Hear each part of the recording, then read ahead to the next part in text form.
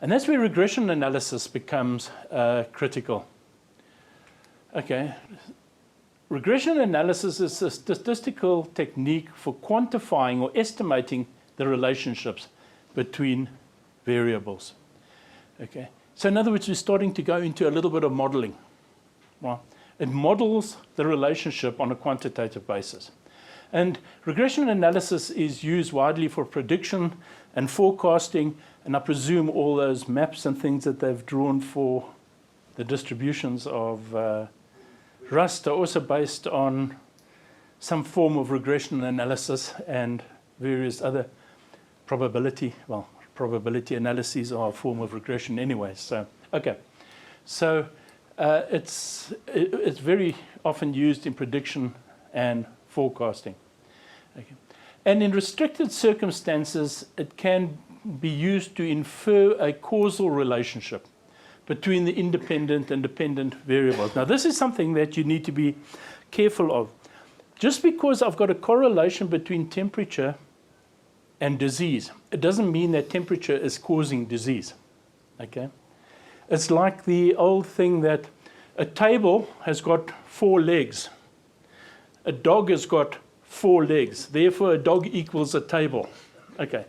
You've got to be careful of that kind of logic. Okay. All it is telling you is that there's a relationship, but it doesn't mean to say it's the cause of what you're seeing. So you need to be careful of that too. Okay.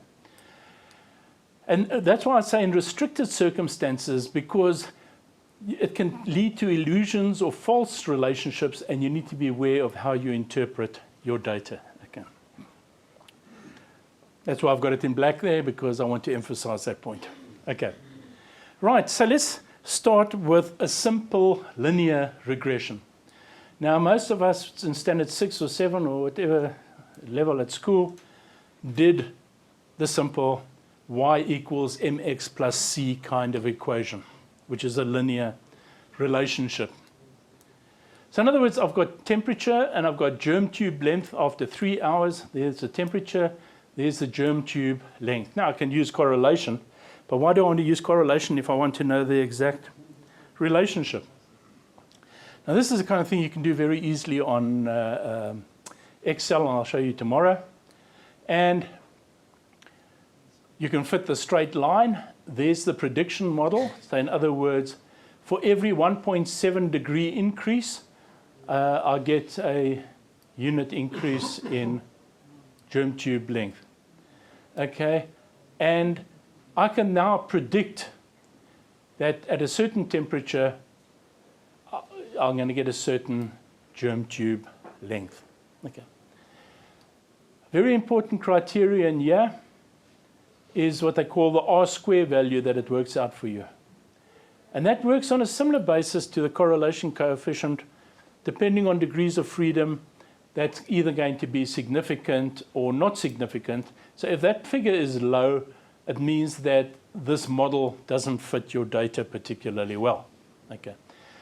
In this case, I've got a very high R squared, so it means my model is accounting for about 98% of the variation in the relationship between temperature and germ tube length.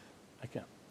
So that is a very simple method of quantifying the relationship. Okay. You'll have to throw me with something, or throw something at me. Okay.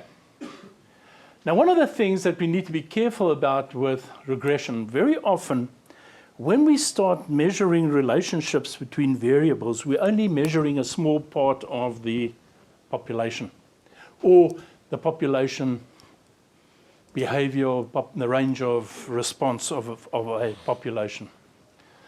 So now let's go back there, and we've got germ tube length after 3 hours. There are the temperatures, and there's the germ tube length. That regression I showed you there just now is only a small part of the actual total response curve. So now what happens? We have what we call a subminimal stimulus. In other words, there's no response at these temperatures. There's a small response there. There's an optimum response there. And then as the temperature gets too hot, we have what we call our super maximum stimulus, at which point there's no more growth because it's too hot. I mean, if you take yourself on a cold morning, you don't want to move because it's too cold. As it warms up a bit, you become a little bit more active. And then when it gets too hot in the day, all you want to do is find a tree and snooze anyway.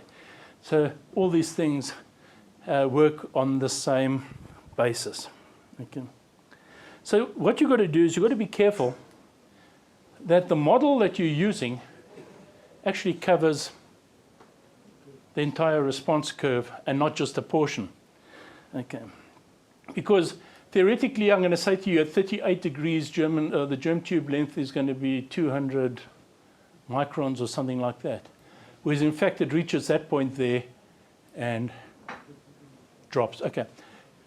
Important point. When you look using regressions, the regression is only valid for the range of your variables. If you go beyond that range, you can end up making this kind of mistake.